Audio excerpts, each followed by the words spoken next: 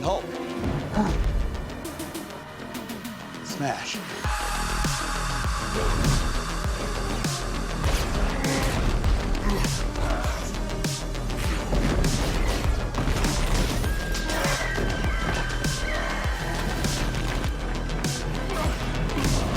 Hi and welcome to Last Watch for the review of my second Pagani Design watch from the Superhero double unboxing.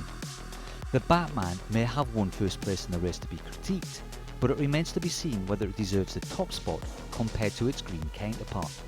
I am of course referring to the PD-1639, which if you haven't already guessed is a homage to the all-green Rolex Submariner, reference 116610LV, better known as the Hulk.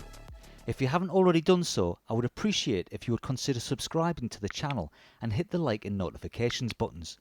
If you've already signed up, then thanks very much for joining the gang and supporting the channel.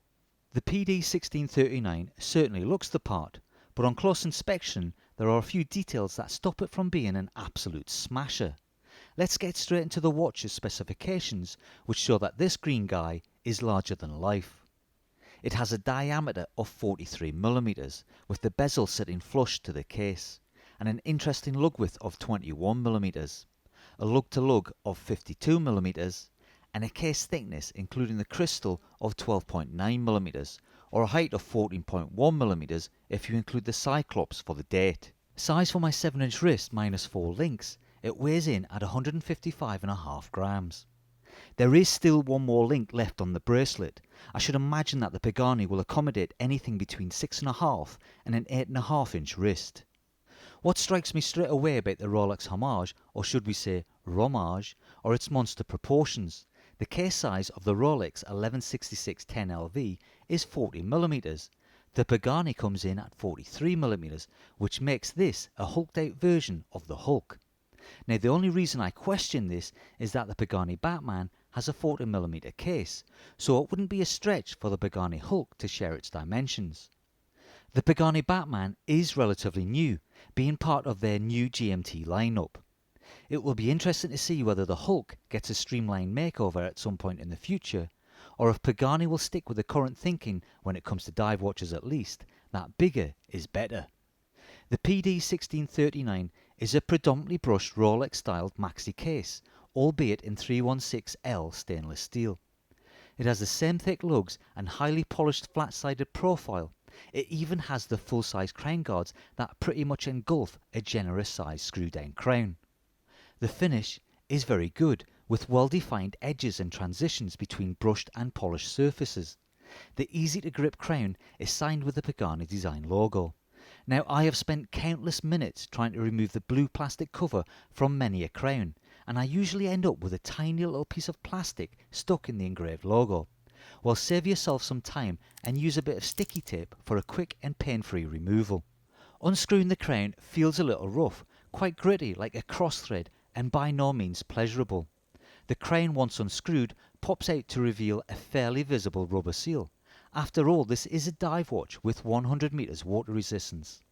There aren't any issues winding the crown. It feels smooth enough once it's been freed from the case. Pulling the crown out further takes you to its quick set facility for the date complication. Position 2 stops the second hand and allows you to set the time. This watch hacks. The unidirectional bezel shares the same coarse coin edge finish as the Pagani Batman. It's fairly easy to grip and turns quite readily through 90 clicks. It has a Dartmouth green ceramic insert with white painted inlaid Arabics for the 10, 20, 30, 40 and 50-minute markers. There are full-size batons for the 5-minute markers and mini indices which mark the remaining minutes between the lume pip at the 12 o'clock position and the 15-minute baton. The lume pip has a polished silver frame and stands proud in an inverted white triangle. Its alignment is ever so slightly adrift, but can easily be corrected by the little bit of backplate on the bezel. Sitting atop the skirted bezel is a raised flat sapphire crystal.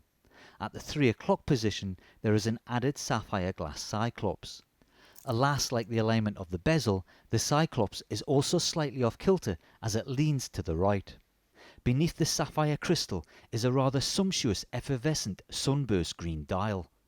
It can look quite muted and flat, but then burst radiantly into life when it catches the light. I dare you not to look at it. The rest of this dial is in the ubiquitous style of Rolex, with maxi-sized, silver-framed lume-filled batons and indices with an inverted triangle at the 12 o'clock position. There is a white printed chapter ring circling the dial for the seconds. There are Mercedes-style hour and minute hands, and a lollipop stick for the seconds, all sparsely filled with what is reported to be BGW9 lume. I will drop in a lume shot here for you to take a look at. It has that nice cool blue-green glow, but I doubt that it would see you through the night as it dissipates quite quickly. Below the 12 o'clock triangle is the Tudor-styled white printed Pagani Design logo and text. I promise not to mention the Tudor-like logo ever again, but once you see it, it's ever present. There is a simple date window at the 3 o'clock position which shows black Arabics on a white date wheel. The magnification from the Cyclops is very good and may well be 2.5 times the original. Unfortunately, I have no way to measure this. I have, however, measured the time it takes for the date change to take place, which starts at 10:20 and finally snaps into place 15 minutes before midnight.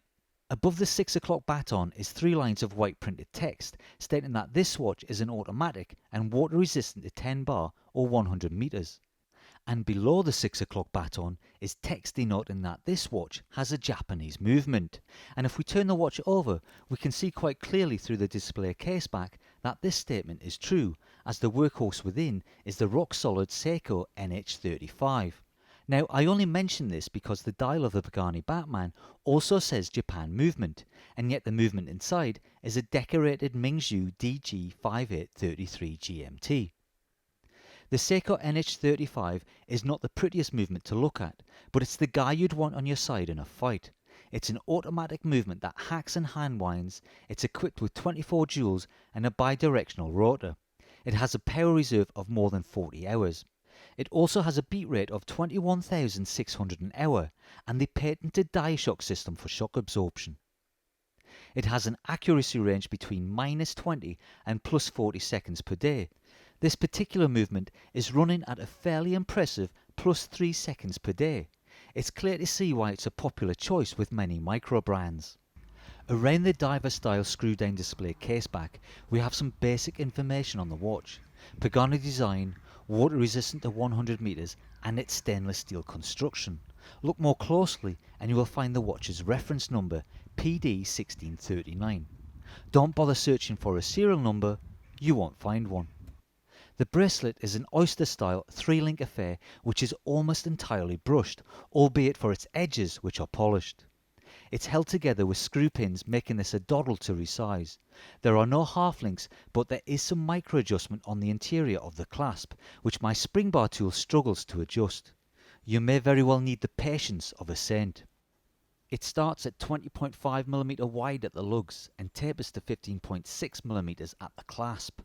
The clasp is 18mm wide and around 8mm deep at its thickest point. The links are 3mm thick. Clasp and buckle mimics the Rolex oyster lock in its design, but not in its execution. It has a brushed finish with the same polished edge as the bracelet. It has a fold-over safety, then catch release, which reveals a well-machined polished stainless steel deployment hidden within. The buckle has a diver-style extension that can easily go unnoticed. It's a simple catch and hook system that adds some extra on-the-fly adjustment if and when required, and it's something that Pagani don't seem to advertise. The buckle is finished with an etched Pagani design in favour of their logo. The buckle ends are quite thin and have an almost razor edge. The bracelet has solid end links, which extend a little from the lugs, adding some length to the case. This extra length makes the case sit a little higher over the bracelet. I am fairly impressed with the build of the bracelet, but it should be noted that there are some gaps between the links which give a little bit of movement. Also, one of the end links has way more play when you compare it to its immovable sibling. I bought the PD-1639 for a bit of a laugh. It turns out the joke is entirely on me. There's no way I would ever have considered wearing a green watch. The appeal just wasn't there. But the Pagani design has literally grown on me. It's a great summer watch. If green is a little too strong for your tastes, the 1639 also comes in a choice of all black and blue models. For those of you that are more flamboyant, you also have the option of a two-tone black and gold or a blue and gold variant, all of which come with a 3-day return policy and a 12-month warranty.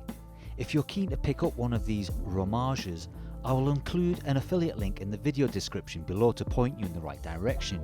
Using it won't cost you a penny extra, but will earn a small commission for the channel. The Hulk does have a few QC issues.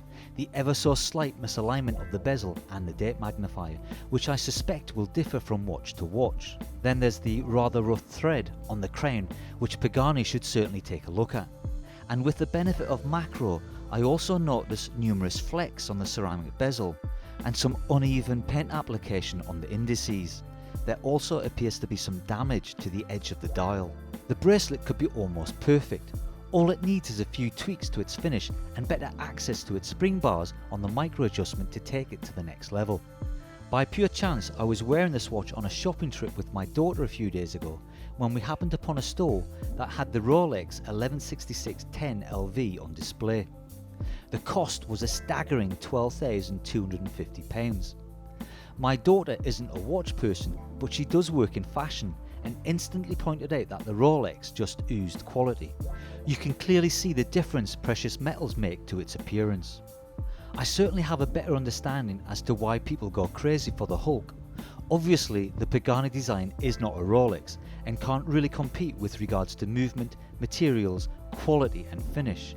But at around £60 or $75, you get a lot of watch for very little money. I am somewhat sold on the 1639, much to the annoyance of my wife, who by the way hates the colour green. I will continue to wear it, at least that is until Pagani decide to downsize it to 40mm, which I will happily buy. Let me know in the comments below what you think of the Pagani Design PD-1639.